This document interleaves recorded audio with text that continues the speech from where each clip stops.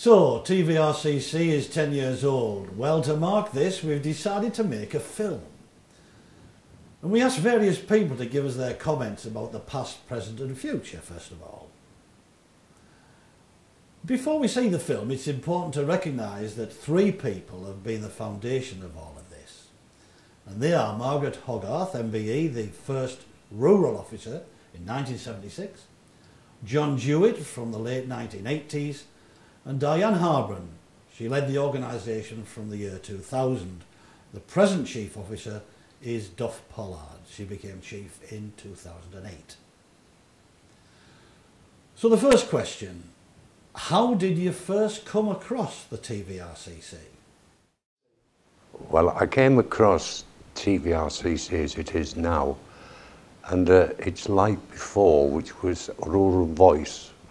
This was in 1986 when I became the Gisborough Town Council representative on the CCVS panel in Middlesbrough. Some time ago I was working in the Tees Valley on a literacy project, and it was then that I first discovered Tees Valley Rural Community Council as a source of advice and help in the work that I was doing, and also looking for funding for various projects. The work that I do in Sabburge I realised would benefit from exactly the kind of services that Tees Valley were offering.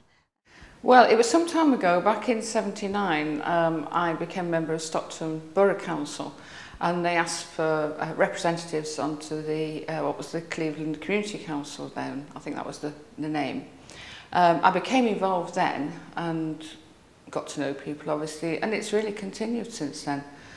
When it split off in 1999, I continued with it, and you know, the involvement's been long and it has been very varied.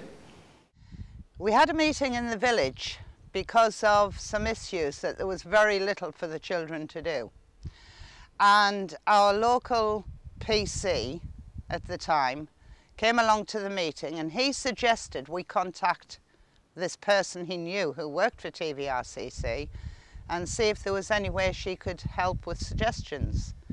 And that was how we met Audrey Ray, who was a development officer with TVRCC.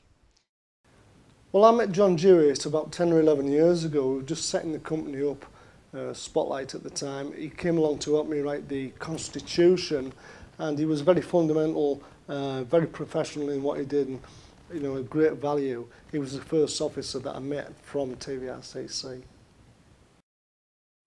Because TVRCC undertakes numerous activities which include supporting rural groups such as parish councils, village hall committees and other projects in a variety of ways, we asked the question, what activities had they undertaken with the organisation?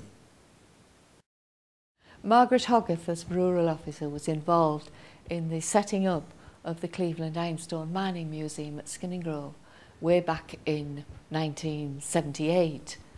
She continued as a committee member with the organisation and is still interested in what we're doing today. Diane Harbron, in 2007, during the summer, she approached me about a possible initiative she was working on for a leader funding bid to Europe. I was interested in the bid, and she worked really hard getting the details for that bid and putting it all together. That bid was successful. TVRCC helped us with the fundamentals of setting up the organisation that we still have today. And I would say that they were paramount in the area. There was nobody else really around the area that we could turn to and ask for that type of help. There was very little help coming forward. Once we spoke to Audrey, we sort of explained that we wanted to do something, but we weren't sure. We hadn't a clue. We didn't know where to start. We didn't know there was money out there to work on.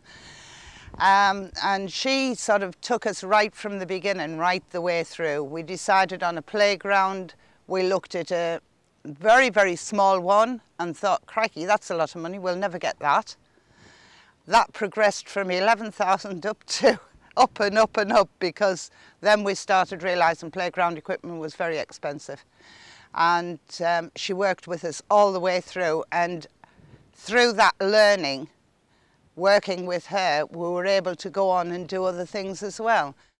Our entry into the Cala Village of the Year competition, we've entered for 3-4 years now, and it's been a wonderful experience, and happily, very happily for Sadberge, culminating in being awarded the regional northern winner. But it wasn't about the winning, and what TVRCC helped us recognise was basically what we had going for us in Sadberge, and this was through supporting us with the application form, and also how we could improve and what sort of things that we could do to make life better for the community of Sadberge. We've looked again at grants, and in order to do that had to be constituted, and Janice helped us with the formation of that constitution and guided us where to look for grants, and we've been successful with a little bit from Darlington Borough Council, their community grant. The third question was to ask what had been the highlights of the work. The highlights for myself is the growth of TVRCC, from just being a lead officer and a clerk to now employing 6-7 people. We now have a very committed staff who work together for everybody and help each other no matter what the problems are. Talking earlier about the awards ceremony for the Village of the Year competitions, and that's a tremendous opportunity, as are the Talking Together events that you've run both in this village and others, to meet other villages. And it's that whole idea of networking that TVRCC facilitates. If one community has a problem, you can guarantee that perhaps another community has solved it. Tees Valley Rural Community Council can actually, and do indeed, offer a lot of training courses that can be very helpful. I know with this village hall, we haven't actually used Tees Valley to get the funding, although I know other people have.